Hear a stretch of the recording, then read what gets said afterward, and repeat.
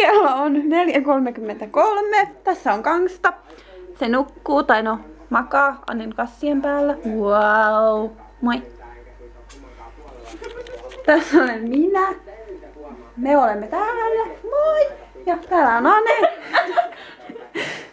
Anella on hauskaa, joka sotkee peiton. Katsokaa. Hyi hyi. Me katselemme MTV3-chattia. Niko juontaa.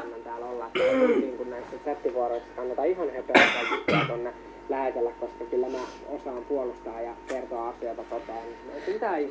Käytiin tänään Pulkkamäessä. Sinne tuli tosi hieno mäki. Me siis käytiin tänään, koska kello oli 1:30 aikaa.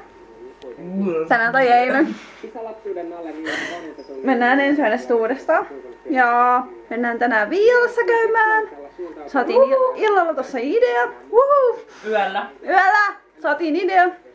Ja mitäs Anne muuta me tehtiin tänään?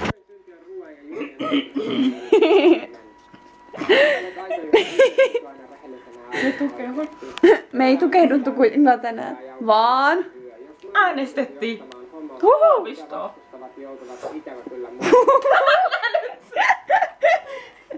Siitä tuli hieno kyllä.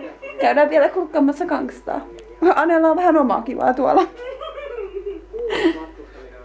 Niin, ja Sinille terveisiä. Ane, sano Sinille terveisiä. Nyt. Siinä oli terkut. Sinis.